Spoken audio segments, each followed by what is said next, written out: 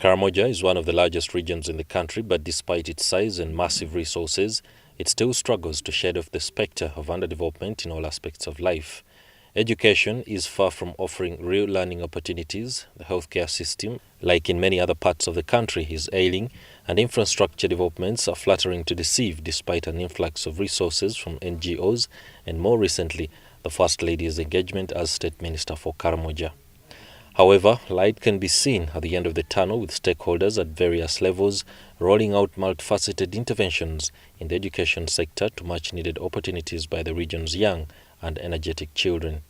The latest was a symposium dictated to the girl child in a bid to address particular gender challenges.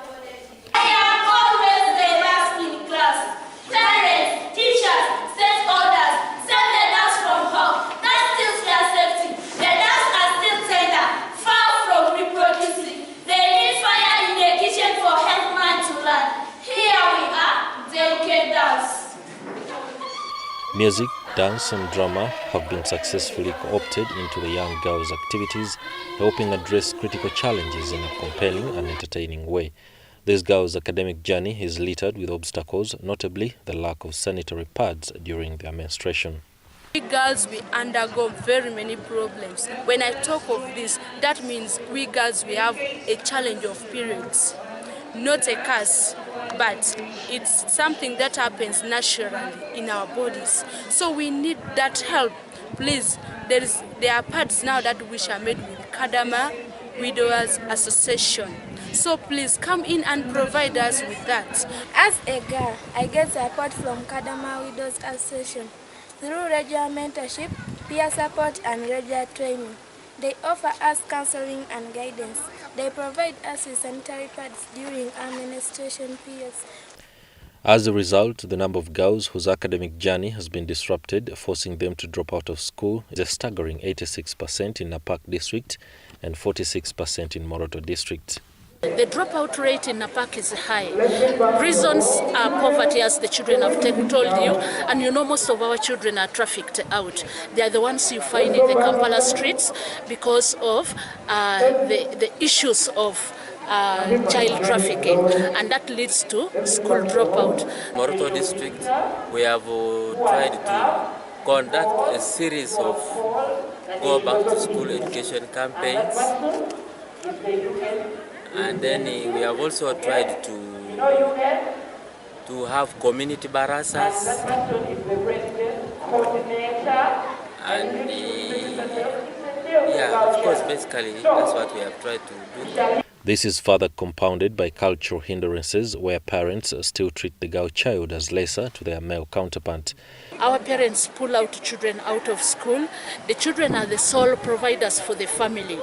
And you find these children, especially the girl child, drops out of school, is sent to Busia, Jinja, and actually today our children have gone as far as Nairobi.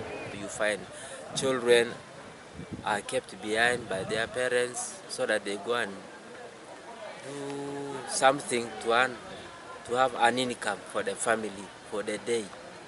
Like these schools near town, you find children come to the town to sell from these traders who are selling vegetables and so on. Bad weather in the region is also affecting accessibility to schools for the girls. Not even able to provide a meal at home. Now how will they be able to pay fees if they are not able to feed themselves at home? In most cases, our families have only one meal a day. This district, mainly Moroto, is facing a lot of drought. So rain is not guarantee here or harvest. So you find that for a series of say 3 years there is no proper harvest. WBS TV crew on the ground also found that trends in migration within the region are also contributing to the high rates of dropouts. The other one is most of our communities have tried to move to settle on fertile lands, fertile areas of the district. So as they move to the fertile areas, these fertile areas lack social amenities. We have sub-counties, parishes without any school at all. Where do the children in such a parish go to school?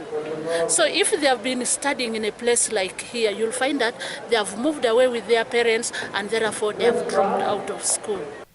So why do parents and communities attach low value to girl child education? In Lokwakwa village, Loptuk parish in Morota district, some elders we chanced upon shared their views. One time the minister the first lady gave us a walking truck. It is even there at home. But they did not no give petrol. them the fuel for something. They don't have jobs. Whereby you can access money. They don't have job to access money.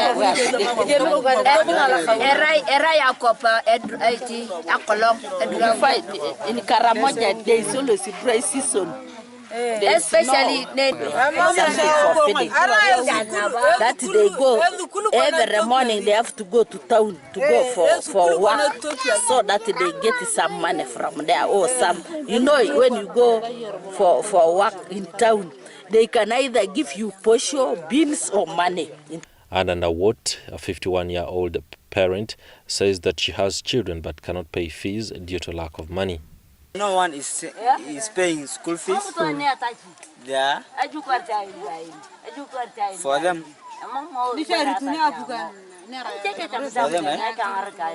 They agree with these people of the district.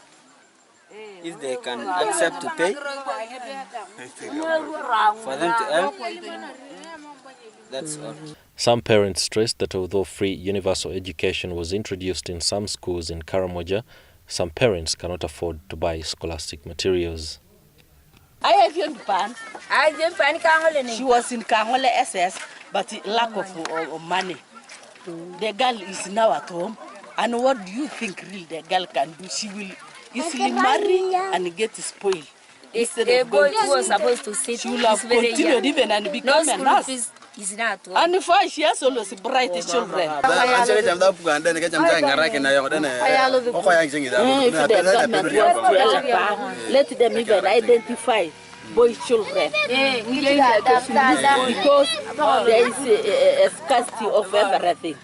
They need sanitary pads, they need deodorants, they need all this to keep them in school.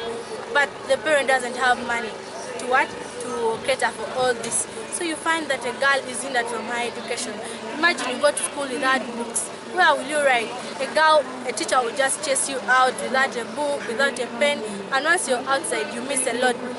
Your colleagues really leave you behind. But where is the problem? Across major roads in Morota district specifically, you can hardly miss a girl child carrying charcoal for sale on her head to earn a living. The question is how much she takes home and who takes the big share of the money. Selling vegetables and so on. You find that these children are used to carry vegetables around so that they have something to take home. Then of course others are taken for firewood, charcoal. That is it. And then we in one sub-county, we also have a quarry. So you find most children are taken to the quarry by their parents to help them in labor to get something for the family. It's for this reason that some charitable organizations, including Kadama Widows Association, joined hands to help in curbing down the rate of absenteeism and school dropouts by secretly looking out for those fond of missing school. Although currently operating from the districts of Mbale, Budaka and Kibuku, they support 10,000 children to have them kept in school, as the CEO explains. And that was our pilot, supported by UKA. And that's a pilot. Just understand why are the children dropping out of school? What are the reasons? And very, very standingly, a lot of the scholastic materials keep coming up.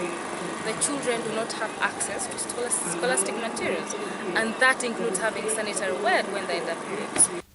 She, however, adds that the problem goes beyond lack of scholastic materials for the case of young girls who have to be provided with at least a few sanitary pads.